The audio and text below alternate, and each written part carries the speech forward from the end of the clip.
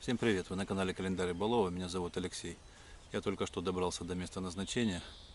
Если вы видели предыдущий мой ролик, там, где я был на острове, добирался вброд через реку, так это, собственно, то самое место, только с другой стороны этой небольшой речушки, так называемой микроречки. Я находился на той стороне реки, немного половил рыбку. Вполне перспективное место, как по рыбалке. Мне очень понравилось, и я решил попробовать сюда прийти на продолжительный срок. Планирую здесь пробыть около недели. Пришел я сюда на этот раз уже не преодолевая брод, а нашел по спутниковой карте дорогу. По GPS поставил точку и добрался пешком. Правда, идти пришлось раза в 3 дальше, но зато не надо было лезть в речку. С таким количеством груза было бы тяжело все это перенести, тем более, что брод такой на грани захлеста воды в забродные сапоги, поэтому решил попробовать так, пешим ходом. Вот такое большое живое зеленое дерево. Вот так вот съедено бобрами. Я думаю, это не очень хорошо для него и для природы в целом. Сейчас немного отдохну от дороги и пойду осмотрюсь и буду искать место для своего лагеря.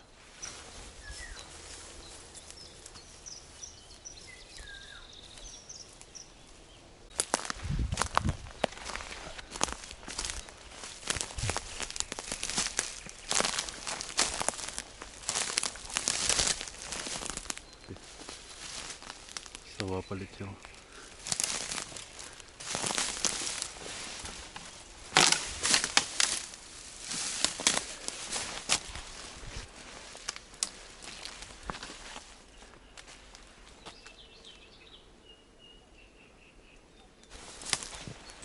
Очень много таких тропинок натоптанных. Мне точно кажется, что человеческая.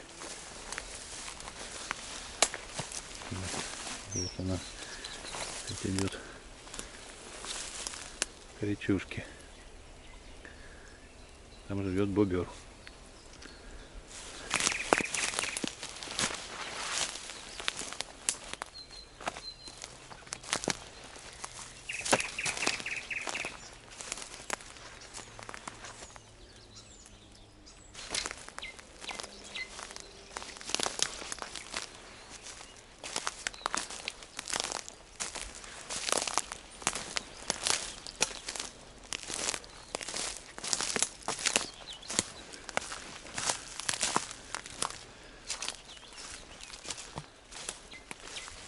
Здесь совсем немного таких полянок, где можно было бы поставить палатку.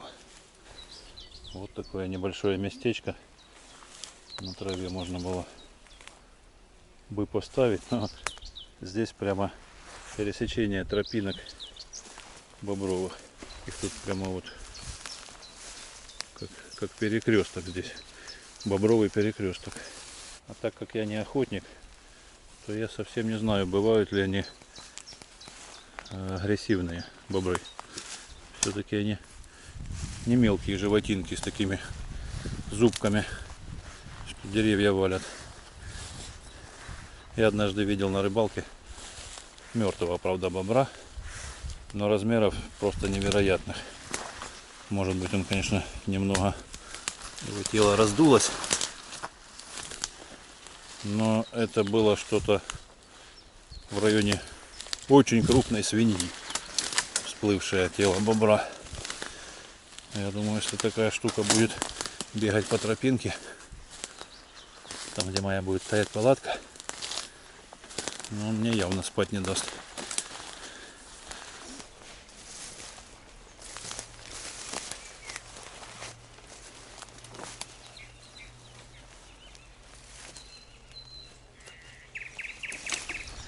Кроме всего прочего, место для палатки нужно найти на возвышенности, потому что речка может в любой момент еще разлиться. Здесь явно затопляемые луга.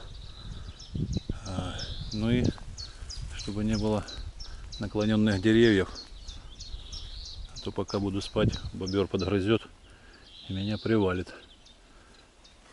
Пока не нашел я место, где можно установить палатку.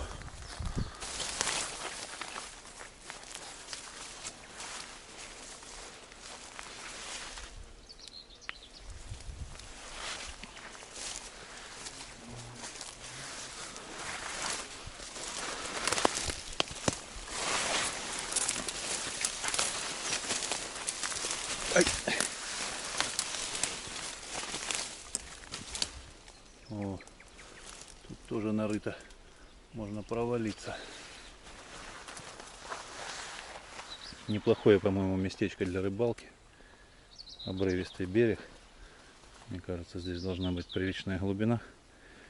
Нужно будет только немного расчистить эти кусты.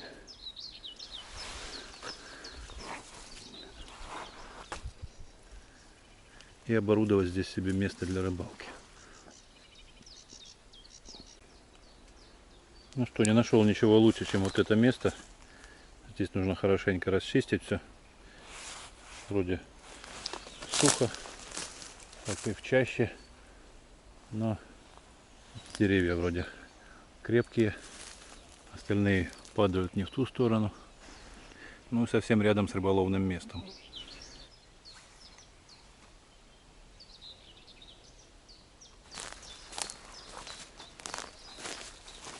Вот еще один выход бобровый. И еще один. Здесь буквально недавно мокро, наверное, вылазили они. Прямо какое-то бобровое царство.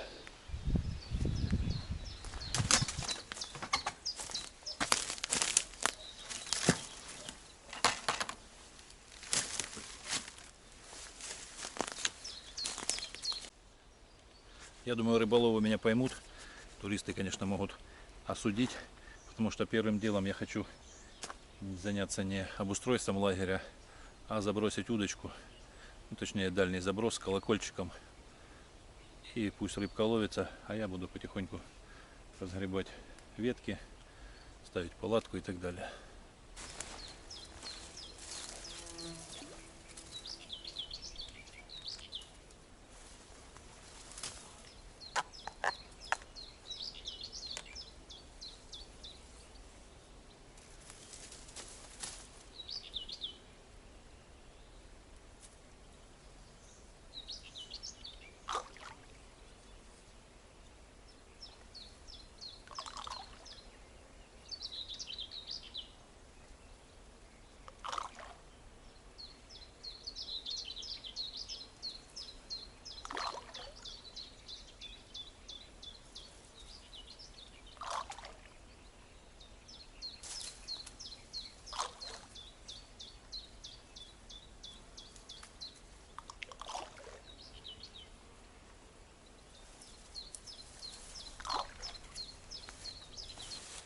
Ну вот, снасть готова. Такой кормачок и пенопластик на крючке. Пока попробую на небольшую рыбешку. Думаю, что крупная рыба быстро не подошла.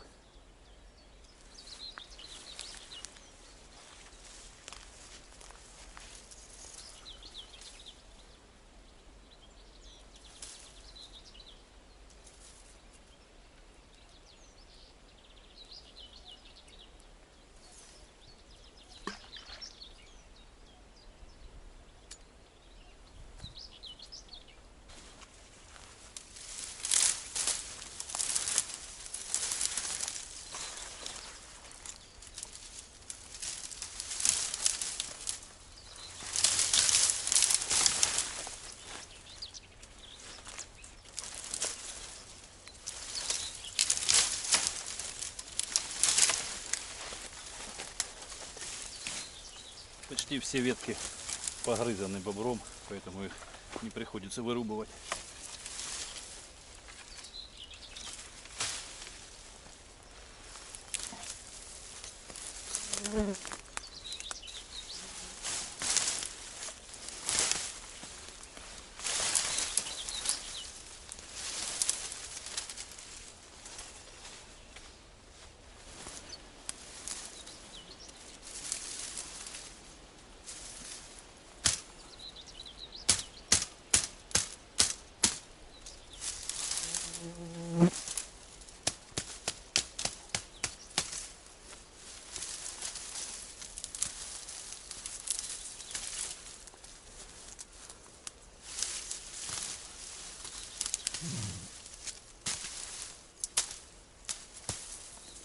Было так солнечно, а сейчас начало натягивать тучки, как назло.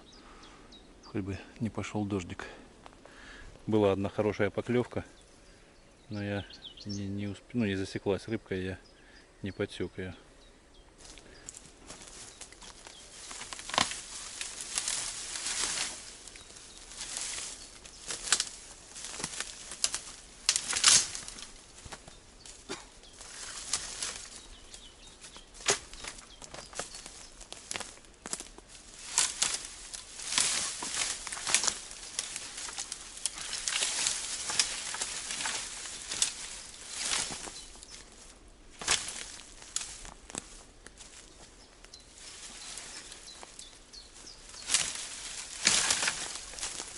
С дровишками здесь проблем точно не будет.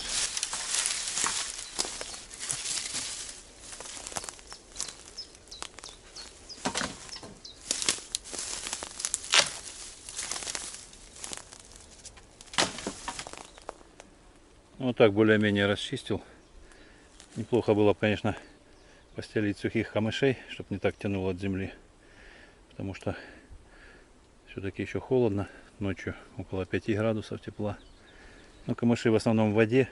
Их довольно сложно вырезать. Надолго это затянется. Сегодня, наверное, не успею.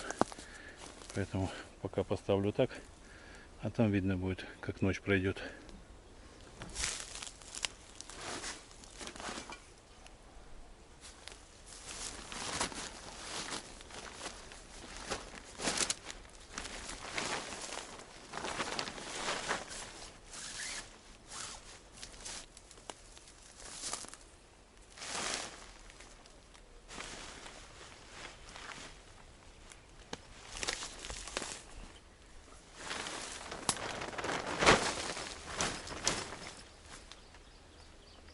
Ну, где-то так.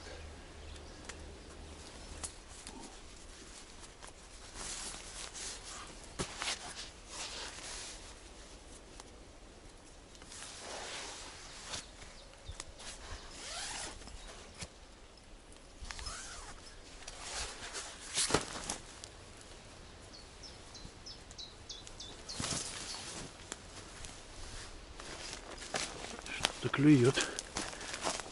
Кажется, попалась.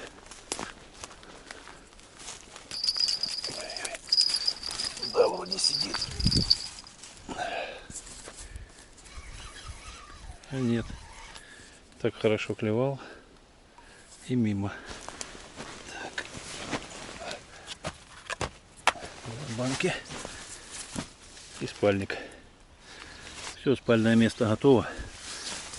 Спальник большой, даже больше, чем палатка. Вот эта сумка от спальника. Ее можно использовать как подушку, если в нее положить вещи. Паучок уже здесь. Давай на выход. Давай отсюда.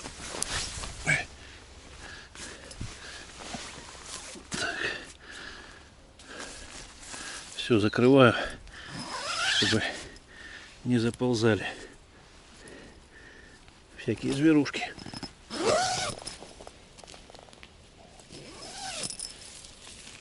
Обнаружился один неприятный момент по поводу выбора места для палатки. Я ее поставил над плакучей ивой, и она потихоньку капает. Дождь немного поморосил и перестал. Я тем временем закончил очищать рыболовное место от веток и камыша. Теперь можно забросить две удочки. Одну я поставил на горох, на более серьезную рыбку. Есть такая надежда. А на поплавок пытаюсь ловить мелочь, пока не сильно клюет.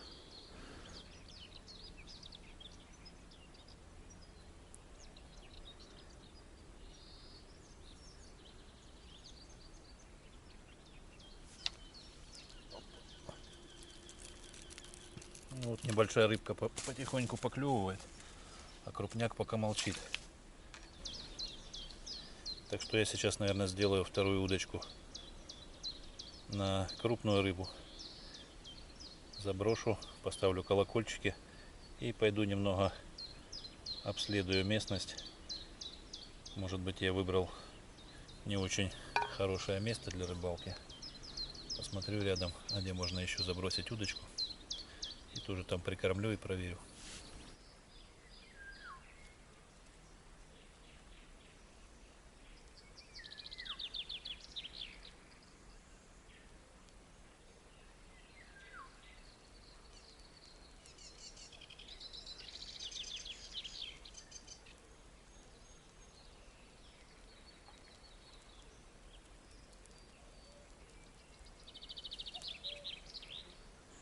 Ну вот и второй дальняк уже заброшен. Дальняк это, конечно, условно. Так далеко на дальний заброс я еще не забрасывал. Буквально пару метров под эту коряшку. Так из-под юбки, как баскетбольный мяч в кольцо бросают новички. Ну и вторая стоит. Пока тишина. Сейчас пойду переоденусь, потому что я уже переоделся в домашнее. Тапочки, футболка. Снова одену ботинки, потому что бобры оставляют такие острые, как карандаши, заточенные, срезанные тонкие ветки, на которые, если наступить, можно сильно пораниться. Поэтому одену ботинки и пойду пройдусь по окрестностям, посмотрю, где можно еще забросить удочку. Проходим Бобровый перекресток. Никого. Попытаюсь, конечно, выследить его и сфотографировать.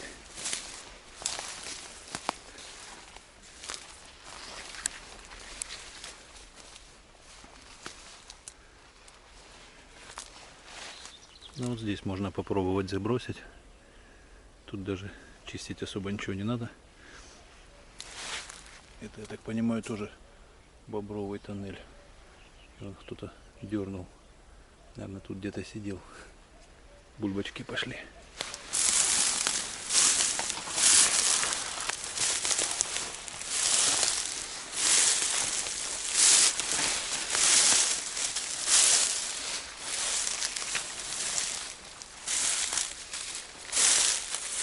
Прямо фигурная резьба какая-то.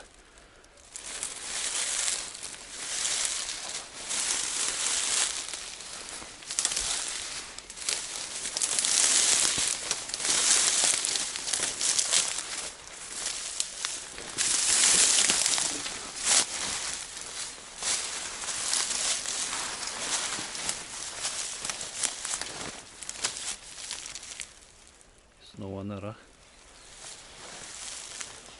О, тут даже можно присесть на бревнышко. Здесь можно пробовать. Неплохое местечко. Ой, проваливаюсь. Блин, как они нарыли. Уж везде земля пустая. Можно провалиться.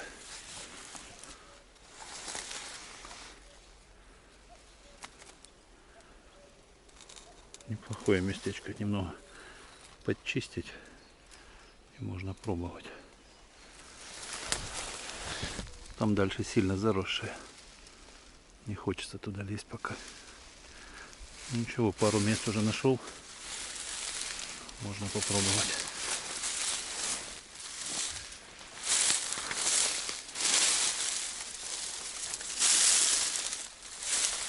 За клещей не нахвататься в этой траве. Уже вечереет, солнце садится. Пока ничего достойного не поймал. На поплавок поймал штук 5 пока красноперочек. Ну, выпустил их. Забросил 2 дальняка на горох и на бойл в надежде на трофей. Я упомянул, что не все вещи смог с собой взять, которые хотел. И много чего пришлось оставить дома, так как просто физически не мог их донести. И в том числе я не брал с собой продукты питания никакие, в надежде на то, что буду есть то, что поймаю. Но пока поймать ничего не удалось. Можно было, конечно, поджарить этих красноперочек. Но, в принципе, я сегодня и не планировал есть. И завтра, скорее всего, тоже. Не так давно я практиковал 7-дневное голодание. Абсолютно ничего не ел, только пил воду. Могу рассказать вам о своих ощущениях. Первые 2 дня самые сложные, когда хочется есть, но хочется есть как по привычке. Организму, в принципе, без проблем пару дней может обойтись без пищи. Это можно сравнить, наверное, с тем, когда курильщик бросает курить. Наверное, где-то рядом такие ощущения. Либо алкоголик хочет выпить. На 3-й день голодания встал в кровати, как 15-летний парень. Ничего не болит. Есть практически не хочется. Опять так же по привычке, что вроде как надо поесть. 4-й и 5-й день еще лучше, чем 3-й. Самочувствие замечательное. Есть не хочется вообще, даже по привычке. Ну а на 6-й день появилась небольшая слабость. Немного кружилась голова. Самое главное, что у меня упало давление до нормы, как у космонавта, 120/80, с тем, что у меня давление, когда я принимаю таблетки от давления, ну где-то 160/100. Если не принимаю, то за 200. Вот. Рыбка плещется. А тут я все это время не принимал таблетки абсолютно от давления, хотя их нужно пить каждый день. И давление стало 120/80. Это мне очень нравилось. Единственное, что пульс был высокий, около 100 ударов в минуту. В одном из последних видео можно увидеть, я ходил в поход к своей землянке.